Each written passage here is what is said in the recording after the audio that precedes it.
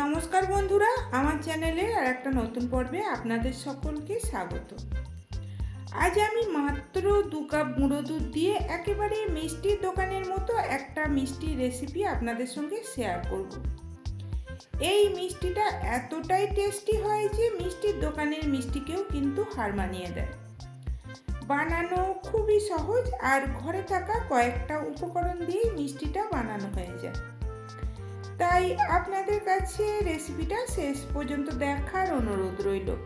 Recipe ভালো লাগলে like, comment, share আর আমার চ্যানেলটা সাবস্ক্রাইব করে দিয়ে পাশে থাকা বেল নোটিফিকেশান অল করে রাখবেন, যাতে আমি ভিডিও আপলোড দেওয়ার সাথে সাথেই নোটিফিকেশান আপনাদের কাছে পৌঁছে যায়। আসুন তাহলে দেখে নেওয়া যাক আমার আজকের এই মিষ্টি রেসিপি। মিষ্টি বানানোর জন্য প্রথমে একটা বড় বোলের মধ্যে নিয়ে নিলাম 2 কাপ গুঁড়ো দুধ। যে কোনো ব্র্যান্ডের দুধই এই মিষ্টিটা বানানোর জন্য নেওয়া যেতে পারে। তার মধ্যে দিয়ে দিলাম ওই কাপের মাপেরই হাফ কাপ গাওয়া ঘি। ঘিটা অল্প অল্প করে গুঁড়ো দুধের মধ্যে দিয়ে ভালো করে মিশিয়ে নিতে হবে, ঠিক যেমন আমরা ময়দায় ময়ান দিয়ে থাকি।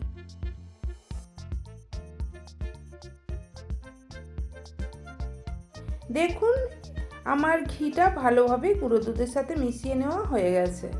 এইবার মিষ্টিটার জন্য একটা চিনির সিরা বা চাশনি বানিয়ে নেব। তার জন্য গ্যাস অন করে কড়াই বসিয়ে দিয়েছি আর কড়াইয়ের মধ্যে দিয়ে দিলাম ওই কাপের মাপের 2 কাপ চিনি আর সাথে দিয়ে দিলাম 1 কাপ জল। প্রথমে হাই ফ্লেমে চিনিটাকে মেল্ট হতে দেব।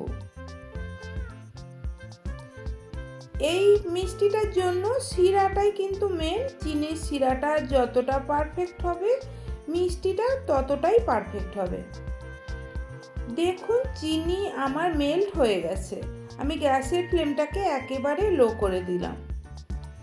এখন লো ফ্লেমে চিনির শিরাটাকে 8 থেকে 10 মিনিট জাল করে একটা ঘন চটচটে একতার বিশিষ্ট শিরা বানিয়ে নিতে হবে। এই সময় আমি চিনির শিরার মধ্যে দিয়ে দিলাম হাফ চা চামচ ছোট এলাচের গুঁড়ো। আর ছোট এলাচের গুঁড়োটাকেও ভালো করে শিরার সাথে মিশিয়ে নিলাম।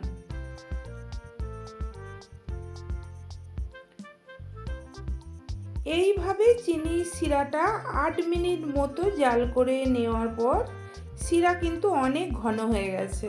এইবার আমি চেক করে দেখে নেব চিনির শিরাটা ঠিকঠাক হয়েছে কিনা।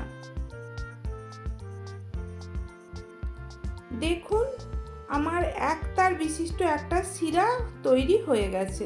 আমি গ্যাসটাকে অফ করে দিলাম। তারপরে এই গ্যাস অফ করে দেওয়া অবস্থাতেই এই চিনির শিরার সঙ্গে যে গুঁড়ো দুধের মিশ্রণটা আমি বানিয়ে রেখেছিলাম সেই মিশ্রণটা মিশিয়ে নিতে হবে। এইভাবে যদি চিনির শিরার সাথে গুঁড়ো দুধ মিশিয়ে নেওয়া হয় তাহলে কিন্তু গুঁড়ো দুধটা দলা পাকিয়ে যায় না।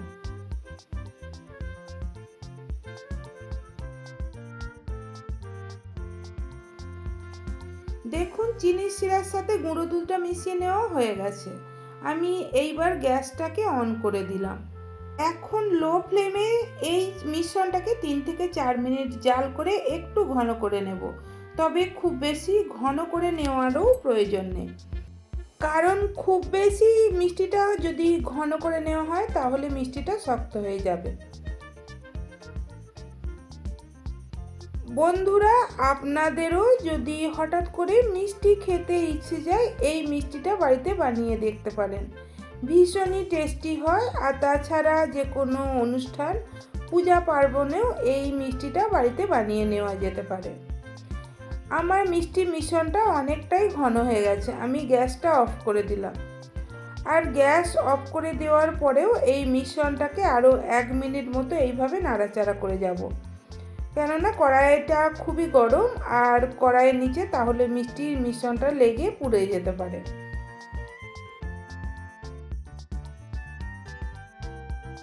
এরপরে আমি মিষ্টিটা যে পাত্রে সেট করব সেটা রেডি করে নেব। তার জন্য একটা কেক টিন নিয়ে নিয়েছি আর কেক টিনে একটা বাটার পেপার লাগিয়ে দিয়েছি। বাটার পেপারের উপরেও একটু ঘি ব্রাশ করে দিলাম। এইবার আমি এর মধ্যে দিয়ে দিলাম কিছু পেস্তা আর কাঠবাদামের কুচি।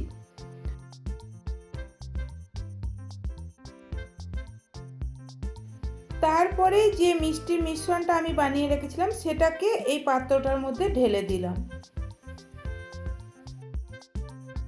এখন এই মিষ্টির মিশ্রণ শুদ্ধ পাত্রটাকে ফ্রিজের বাইরে 1 ঘন্টা রেখে সেট হতে দেব। 1 ঘন্টা পর ফিরে এলাম, মিষ্টি আমার সেট হয়ে গেছে।